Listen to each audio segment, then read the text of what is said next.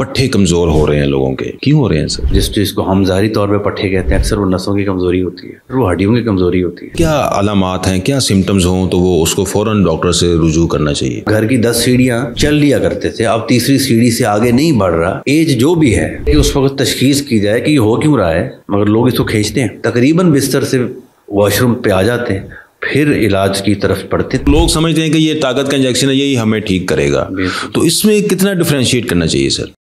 पट्टे कमज़ोर हो रहे हैं लोगों के, क्यों हो रहे हैं सर? हाँ, ये कमज़ोरियाँ इन जनरल भी, और जारी बात है मसल्स की कमज़ोरी, देखें इसको अलग अलग करके देखना चाहिए। बात यह है कि पट्ठों की अपनी दुनिया है, और सिर्फ जिस चीज़ को हम ज़ाहिरी तौर पे पट्टे कहते हैं, अक्सर वो नसों की कमज़ोरी होती है, अक्सर वो हड्डियों की कमज़ोरी होती है। तो जो इंसान जिस पर बीत रही है उसको तो ऐसे ही महसूस होता है कि वो कमज़ोर हो रहा है, बेशक वो हड्डी कमज़ोर हो रही हो, नसों का करंट को ले जाने की सलाहियत कमज़ोर हो रही हो, या पट्टे की अपनी बीमारियाँ हों। ये सब इस चीज़ पे डिपेंड करता है कि जब हम मुआयना करते हैं मरीज़ का, उसकी पूरी हिस्ट्री लेते हैं, उसकी पूरी समझने की कोशिश करते हैं कि आखिर फॉल्ट में है क्या। जैसे कोई टेक्निकल आदमी भी टेक्निकल फॉल्ट ढूंढने की कोशिश करता है, तो ये न्यूरोलॉजी भी इसी तरह है कि हम जानने की कोशिश करते हैं कि प्रॉब्लम है कहाँ, और हर जगह का प्रॉब्लम और इलाज अलग है। मिसाल के तौर पर अगर किसी को मसल की अपनी बीमारी है तो उसका इलाज कुछ काबिल इलाज है और कुछ नाकाबिल इलाज है। कुछ मरूसी बीमारी है, उनका हम कुछ ख़ास नहीं कर सकते, रिसर्च जारी है। किसी एक का इलाज आ जाता है, आज भी हमने कुछ पढ़ा, परसों भी पढ़ा, रोज़ाना कोई ना कोई बात सामने आती है, मगर कई दफ़ा पाकिस्तान में वो इलाज होता है, कई दफ़ा नहीं होता।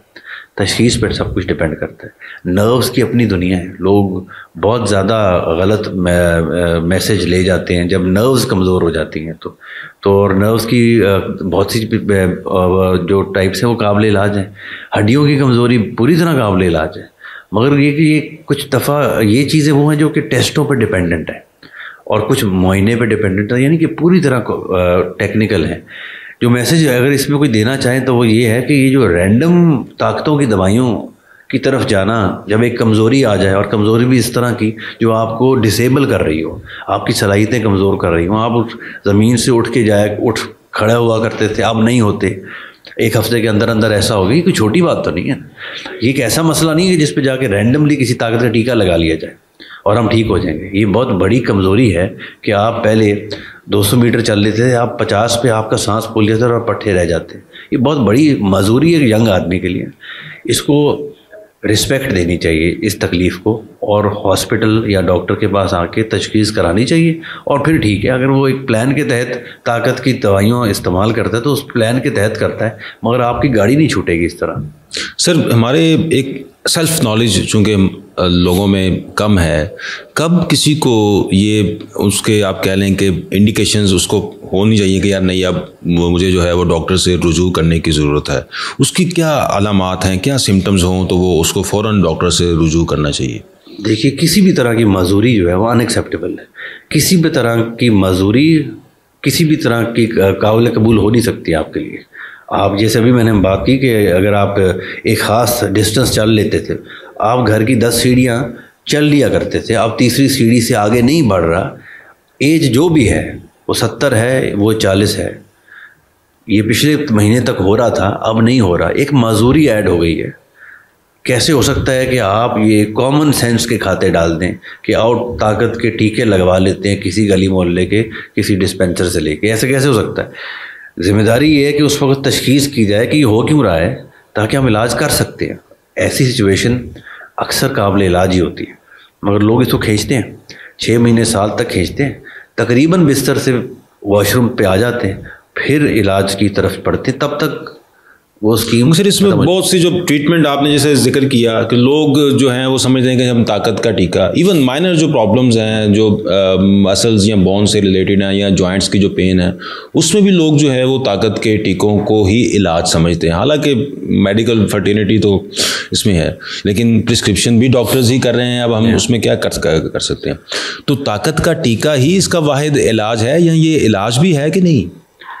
ताकत के टीका तो सिर्फ उसी सूरत में इलाज है। पहले ताकत के टीका कहते हैं किसको? बुनियादी तौर पर तो आमतौर पर मैथिकबाल या जो है वो विटामिन है ना, तो विटामिन तो काम मांग करेगी ना जब उस विटामिन की कमी होगी, तो वो टेस्ट लेबॉर्ट्री इसलिए बनी है, टेस्ट कर लें, उस विटामिन की कमी है तो उसको काम है, वरना तशखीस नहीं है आपके पास। जब तशखीस नहीं है तो इलाज भी नहीं है। इस काम को हम डिस्करेज जितना कर सकें कर उतना कम है।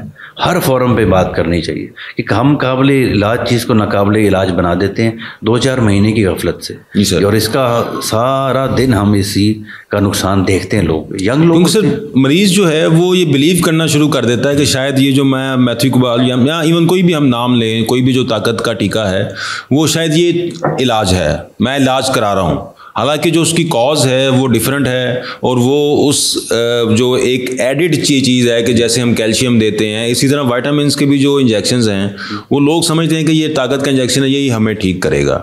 तो इसमें कितना डिफ्रेंशिएट करना चाहिए सर?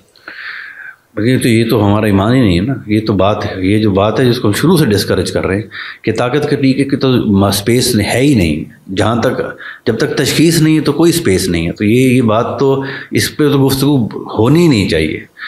सारा फोकस इस बात पे होना चाहिए कि आपको डायग्नोसिस होना चाहिए कि जैसे हमने पहले बात की, ये प्रॉब्लम ब्रेन की है, ये हराम मगज़ की है, ये नसों की हैं जो हराम मगज़ से निकल के पट्ठों को सप्लाई करती हैं, ये पट्ठे की अपनी है या उनकी सबसे नीचे जो हड्डियां पड़ी हुई उनकी है।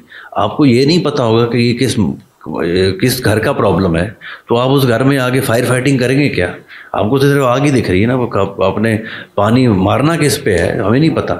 तो ये हम पहले दिन से इसको डिस्करेज कर रहे हैं और ये करते रहेंगे, और हर फोरम पे करना चाहिए कि प्रॉपर डायग्नोसिस का कोई मुतबादल नहीं है। सर बहुत शुक्रिया सर।